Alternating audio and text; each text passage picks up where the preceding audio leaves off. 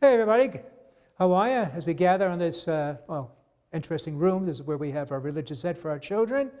It's called the Quads because we have four rooms, and I just love our backdrop there. We had it done a few years ago.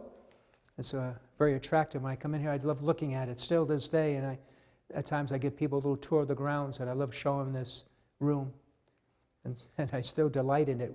I'm hoping they also will delight in it. I'm disappointed when they don't really comment on, like, oh, well, that's nice. No, I want something, whoa. Now and then I get a, whoa, that is really. Anyway, so this is the 18th Sunday of the year. Again, we're going through the Gospel of Luke. And let me read the Gospel from this Sunday, chapter 12, beginning at verse 13. One of the multitude said to him, Teacher, bid my brother divide the inheritance with me. But he said to him, Man, who made me judge and divider over you? And he said to them, Take heed and beware of all covetousness, for man's life does not consist in the abundance of his possessions. And he told them a parable, saying, The land of a rich man brought forth plentiful. And he thought to himself, What shall I do, for I have nowhere to store my crops? And he said, I will do this, I will pull down my barns and build larger ones. And there I will store my grain and my goods. And I will say to my soul, Soul, you have ample goods laid up for many years. Take your ease, eat, drink, and be merry. But God said to him, You fool, this night your soul is required of you. And the things you have prepared, whose shall they be? So he who lays up treasure for himself and is not rich toward God. And that's the gospel of our Lord. Now we all know better. Never get involved with family squabbles, particularly when it involves money. You ain't going to win, especially with the will. So there's one advantage of your, preparing your will. It's nice if you don't have much to give, then there won't be much fighting. But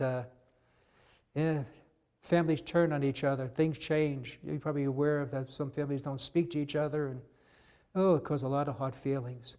So Jesus says, whoa, I'm not getting involved with that. And really talks about greed. This Sunday's gospel, and I'm sure when we read the gospel, those in attendance, whether they hear it, we'll all hear it and think, well, this one really doesn't apply to me. Jesus doesn't have me in mind. When we hear things about talks on forgiveness, we say I'm guilty, or prayer, I could pray more. We realize that, but greed, no. That's the other fella. It's the 1 or 2%ers. They're the one who's greedy, not me. In fact, I was telling somebody today that in all my years of hearing confessions, nearly 40 years, I can't remember anyone confessing to me greed, the sin of greed. Maybe once or twice, if that much, but no one ever commits the sin of greed. At least they don't confess it, because we don't think we're greedy. We don't think we have enough. But at some level, I think we all are tainted by greed, wanting more. And that's what greed is, wanting more, never having enough. It's almost insatiable. Because possessions, money, whatever it may be, gives us a sense of security. And we're sort of wired that way, going back, way back, right? When you had to eke out an existence. And so by storing up things, you felt, okay, I'm good for today and maybe tomorrow and maybe the day after that as well. And so that's what we do. That's what we hoard things. That's why we get these trailers and we store things in our garage. By the way, I finally got my car in my garage. That's a novel place, huh? Why? Because I had too much stuff in it. There weren't really much value. Not the value of my car, but the car was outside and my stuff was in the garage. But we cleaned up a bit, so. And that's how that works. Greed. And we all feel a bit of the greed. And you say, well, it's just like how we spend our money. I can't give to this cause. I can't help this situation because I don't have enough. And typically, well, if you're eating out dinner, then that's a place you can save. Your cable bill, that's a place where you can save.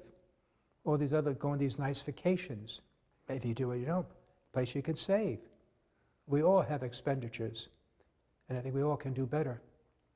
But importantly, what Jesus said at the end, though, okay, he may say, you fool, when he tells this parable, a guy did grain and was successful and felt wealthy. So I'll just store it up rather than share it, with others. Eat, drink, and be merry. I'll just enjoy enjoy the easy life now. Remember this, how Jesus told parables? Again, I still find it astounding that he just came up with a parable on the spur of the moment. It wasn't like he prepared a homily come days before, rewrote it, edited it, and kind of that doesn't sound right. Let me change this word. No. Anyway, so yes, we know the story, eat, drink, and be merry, and he dies. And now what are you going to do with that? It doesn't count in heaven. And so it happens with those who doesn't grow rich in the sight of God. So how does one grow rich in the sight of God? We know. Being generous, time, talent, and treasure. That's it.